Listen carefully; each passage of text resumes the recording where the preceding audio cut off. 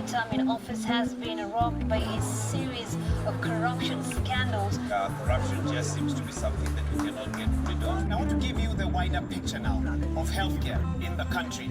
Despite universal healthcare being one of the big four agenda, Kenya still lags behind by global standards. And I have some grim statistics here for you. My name is John Allan Namu. I'm a Kenyan investigative journalist based in Nairobi, and I'm the co-founder of Africa Uncensored. Africa Uncensored is an investigative and in-depth journalism collective.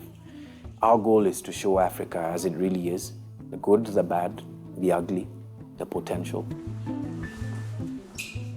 In Kenya, unfortunately, for many years, and I think even before Donald Trump sort of like popularized the phrase fake news, the government has been involved in the business of lying to its public. The challenge of being able to find the truth in this country is that everything is politicized in this way. Our politics has interfered with even the simplest of things. I think the second is corruption. And corruption starts from the top. And many of those corrupt people are sitting at the top of government. So that means that the information that you're seeking will only be as true as the person who is giving it to you.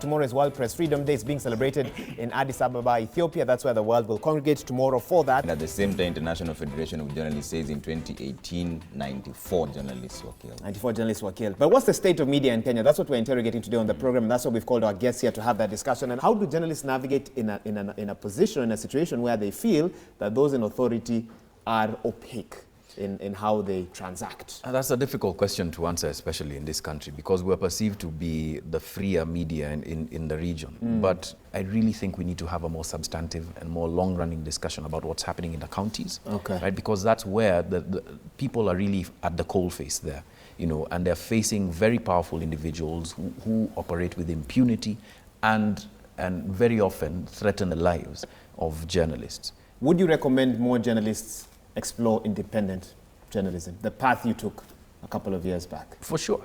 Journalists are consistently having to deal with what is a government narrative that's supposed to be the official narrative upon which journalists sometimes rely to be able to tell the public what's going on. If that official narrative itself can't be trusted, then it makes journalists work that much harder.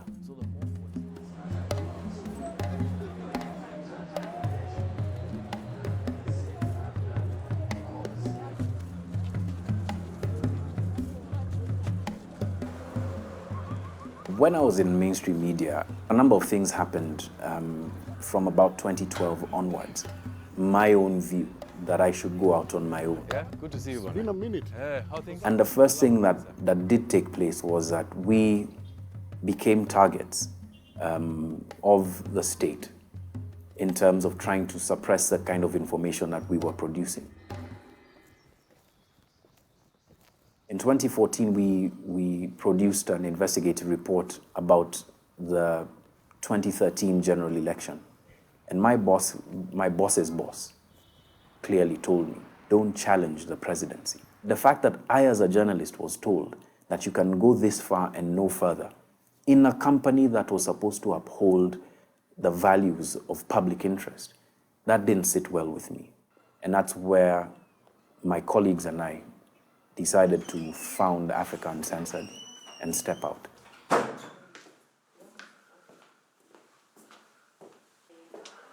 2 years ago, I received an email, and the person on the other end told me that they had a very interesting data set that would give me an understanding of how corruption really works in public finance management. And I verified that the information that this person wanted to give me was indeed true. Oh, you can save it and I'll call you. So the data set we received shows us that there's corrupt networks in many, many places. But the place that we chose to focus our attention on was in the Ministry of Health, because this is one of the president's key pillars for delivery to the public. And it seems as if it's either been hijacked or it was formulated to steal from this country. Mornings.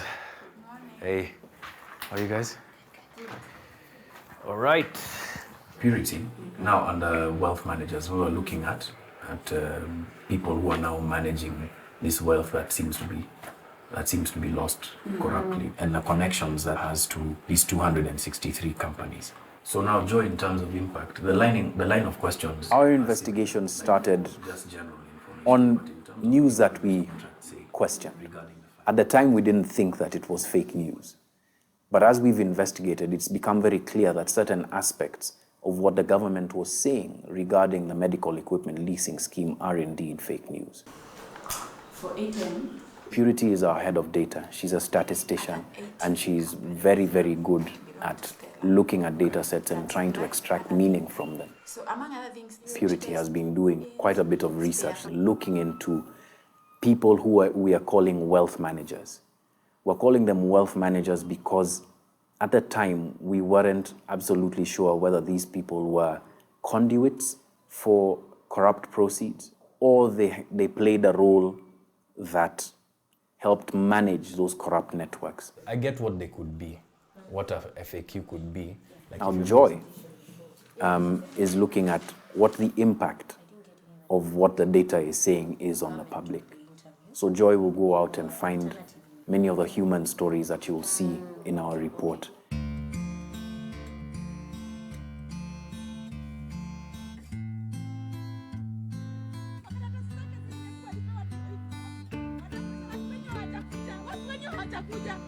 Kwani maskini ama kama singe hawezi tibiwa alafu tukuja tulipizwe hiyo ama tufanye harambee tulipe. Hii Kenya ndio wenye wako na pesa, maskini kama mimi mtu wa kufua kibarua, mtu wa kufulia watu nguo, madaktari na wafulia kwa wananipea kibarua bado ndio wananidharau.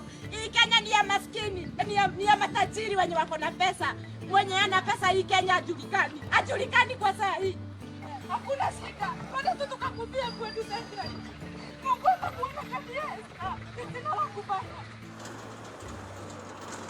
Right now, I'm working on a story that is focusing on the medical scheme that, was introduced to the country by our government. There's been a battle about this equipment because not very many people are sure how much has been spent so far. My responsibility is to work on a story that shows public disservice, that shows, how Kenyans are maybe paying for something that they're not, benefiting from. At times, it is so difficult to not get emotionally attached. For this particular story, I have seen very desperate situations where someone is sick, but they cannot even afford painkillers to be able to at least relieve some of that pain.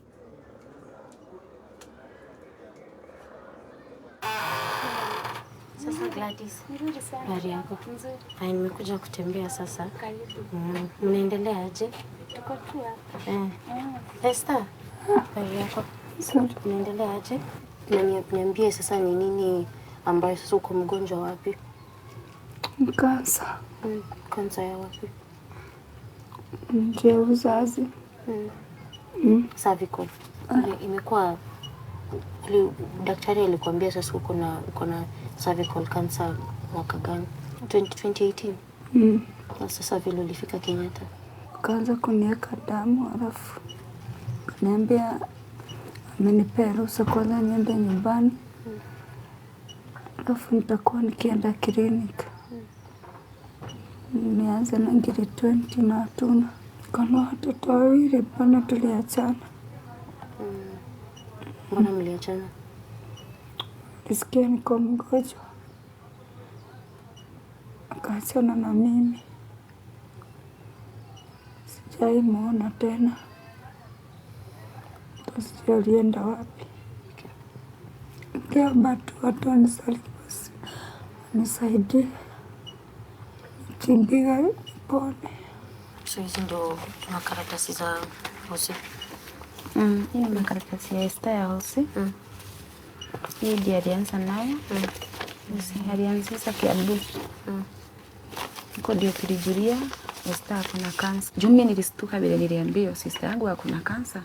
Na vile hii ugonjwa inatumia pesa na mimi mwenyewe sina, mzee ndio yeye aliniachia Vile huyo alilala Kiambu ndio mzee wake alimwacha. Sina pesa. Juu ile napatanga sana sana mimi upata 400 kwa siku. Hii Kenya, ukiwa una pesa, hii Kenya, ukiwa ni maskini uko mbali sana.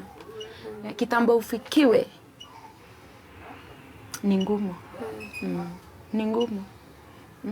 Lakini hawa watu tunachaguanga wanatupatanga wakati wa kura hadi hapa kwa mlango. Lakini saa hii nimekuwa na sister yangu, naendanga mahali wako siwapati, naenda siwapati. Tongo etana butu einda Kembo na zambe etondi mokiri Zambe bolingo zambe ranguya Bikera mubiso tokumisa yawe.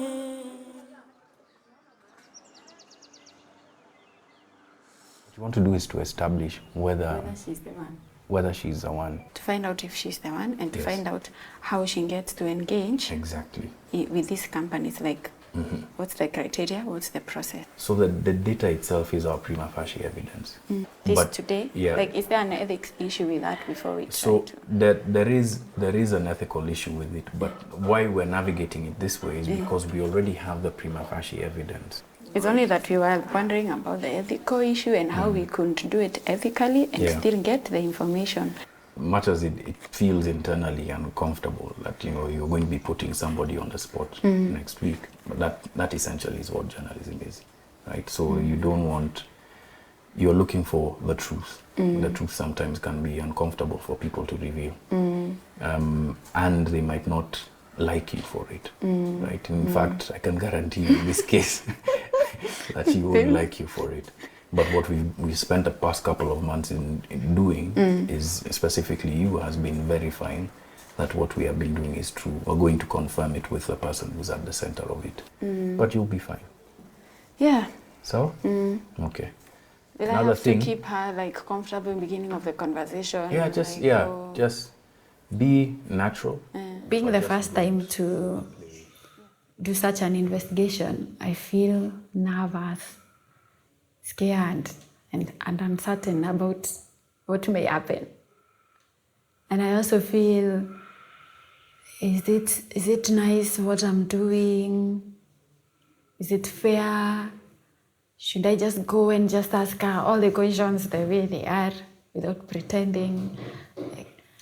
I feel like I would just want this thing to finish and move on.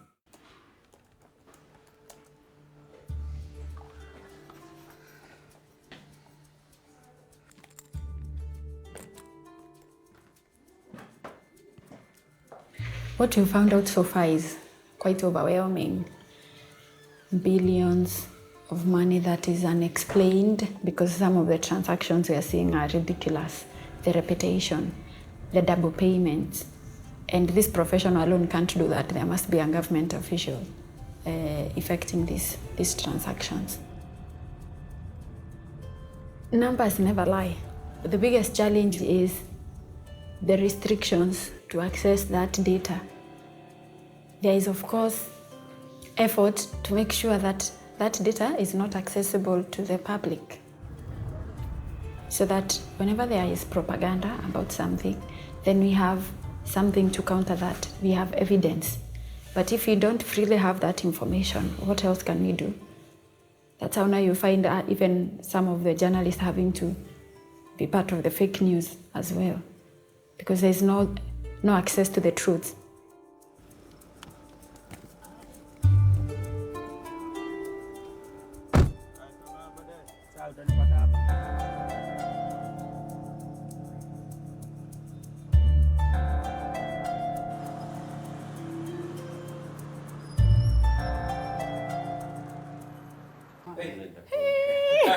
I'm alive.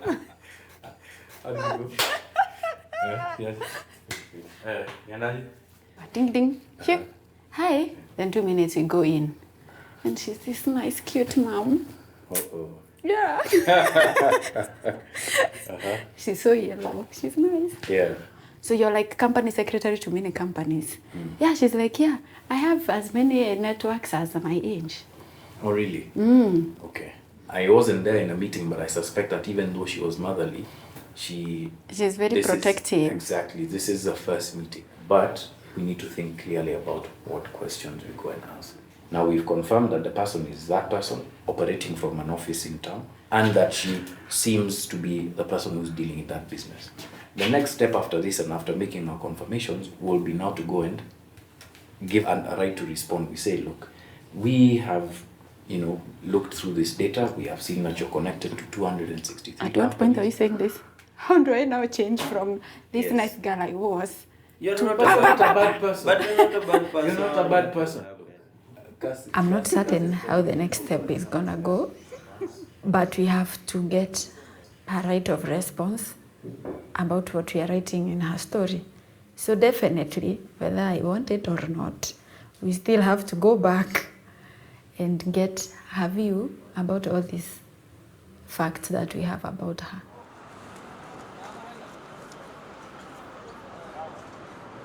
I wish I knew what was going to happen when we publish. My hope is that once they see that, they will start to question the government very seriously, specifically about something that is as close to the hearts of Kenyans as healthcare. For the government itself to be involved in this, for something as sensitive as healthcare, is not only worrying, it really defines the times that we live in with regard to an era of post-truth, where anybody, especially people with a kind of machinery to push out certain information, can have millions of people believe in a lie when the truth is far different.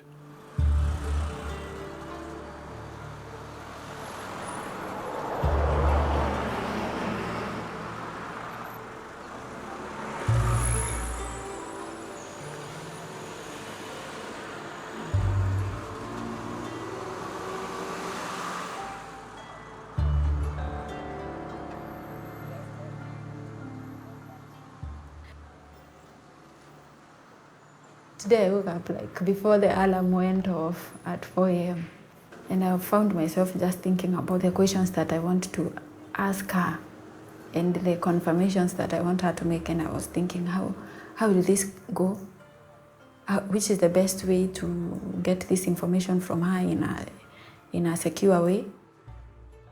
What if this becomes legally crucifying? What if she gets people to harass me? What if she finds out that I have this information about her? So I feel quite scared and quite unsure of how things will go. I feel like if it came out as Africa Uncensored, people are going to think, oh, this was done by John Allan, and they're used to him doing these things. So I'm not sure what people will think if they know such a small person like me was part of it. For me, I just want to do the story and know that the story had impact. But I don't want my name on it. I don't know, that's what I feel. Hello? This is Purity. How are you today? We were to meet this week. I think I didn't realize that. Sometimes I put it, sometimes these men want to disturb you. So I think I forgot to remove it. So, can we meet tomorrow? I wanted to come with one of my partner. Midday. Sawa. No problem. So see you tomorrow. Sawa, thank you. Bye.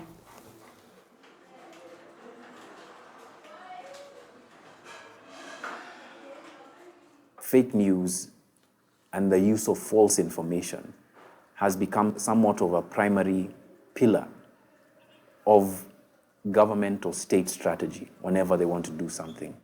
Branding things of fake news is very effective today because as long as you can continually discredit the media, and the public looks at stories and are like, should I really trust this? Even though journalists have worked hard to try and verify the information. I hope you are all ready for this, so let's do this. Of course we are not. Journalists who do pursue the truth often get ostracized some journalists, when pursuing stories that would paint the government in a bad light or would expose have been arrested, have been the focus of entrapment. So seeing that my work and my profession might put me in harm's way scares me. It does. But I think that the key role of journalism is that we publish those things that people don't want published, even if it does mean that we are scared. Because at the moment that citizens have the information that they require to lead their lives, that's when positive change happens. Do you go to this one? Yeah. Hi, Kingi. Hi. How are you today? Fine.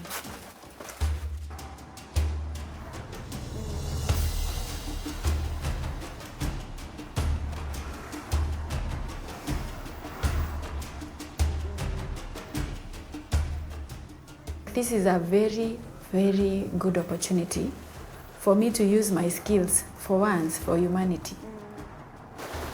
Kanye, Yes? in case atuulize phone number, Yeah. do I just give the one I gave last time or I can give my number? You are under Africa Uncensored, so in case of anything happens, Peane number yangu. they'll protect you. When the investigation is published, I feel the people mentioned in the story may put their resources together to threaten us, to punish us, because it touches on the failures of people in power, and we cannot compete with them.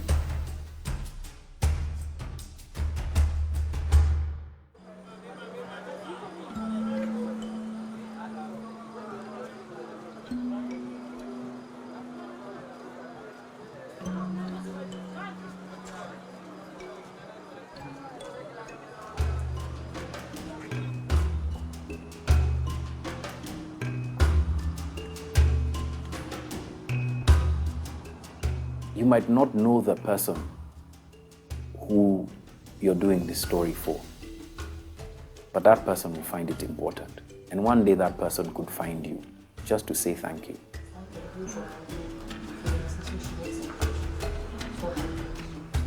Citizens are out there, they're expecting, they have so many questions. They need answers. They need somebody to explain to them what is happening out there.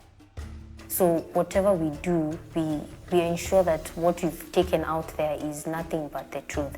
So no matter what comes after.